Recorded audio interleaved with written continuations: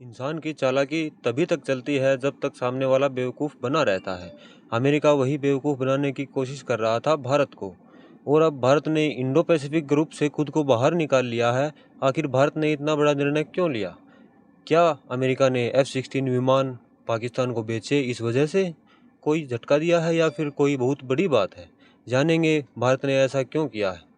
वहीं दूसरी तरफ तुर्की और ग्रीस ठनी गई तुर्की को कह दिया तैयार रहो यूक्रेन 2.0 के लिए।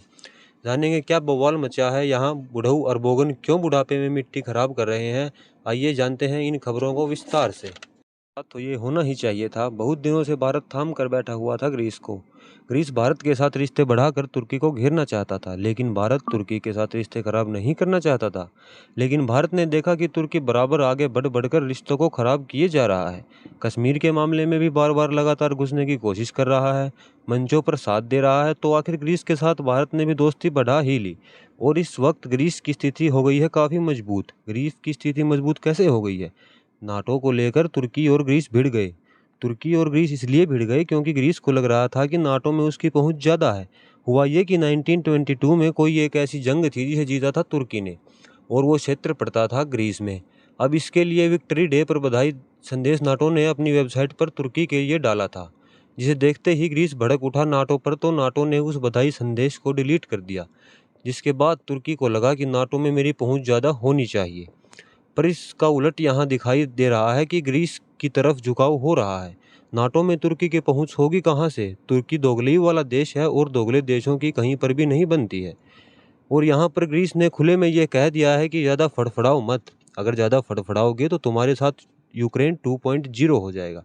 वैसे आपको बता दें कि इस वक्त तुर्की से कई गुना अच्छे हालात में ग्रीस है। ऐसे में ग्रीस इस तरह का काम कर सकता है, और ग्रीस जब ऐसा काम करेगा तो तुर्की के लिए बहुत बड़ी मुश्किल खड़ी हो जाएगी, क्योंकि दोनों ही नाटो देश और दोनों नाटो देशों होने की वजह से आर्टिकल 5 के उल्लंघन और श्रीलंघन का तो कोई बात ही नहीं हो रही है। अब यहाँ पर ये दोनों भिड़ेंगे, यानी दोनों में से जिसकी ताकत ज़्यादा होगी वो जीतेगा। और इस वक्त ग्रीस काफ़ी मजबूत है, राफेल से भी मजबूत हो चुका है, और ऊपर से फ्रांस इसे भर भर कर मोटे गोले बारूद भी दे रहा है।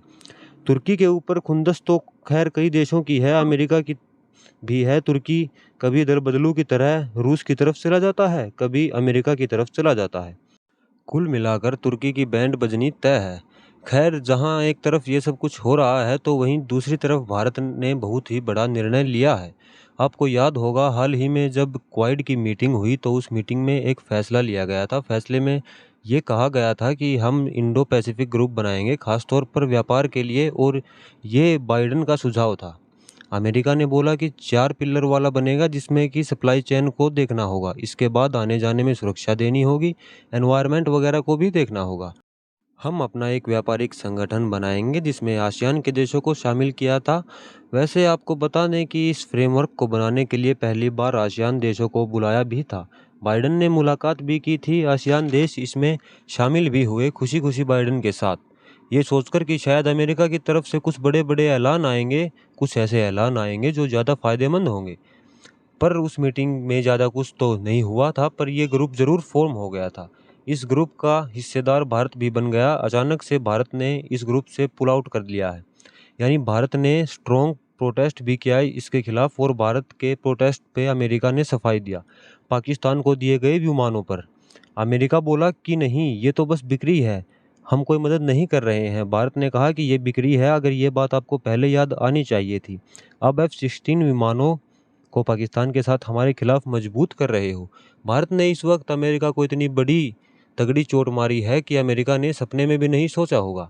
वैसे आपको क्या लगता है, भारत जो इस वक्त फैसले ले रहा है वो फैसले सही हैं या नहीं? कमेंट करके अपनी राय ज़रूर बताएं। हम आपसे मिलेंगे अगली वीडियो में धमाकेदार और बुलंद खबर के साथ। धन्यवाद।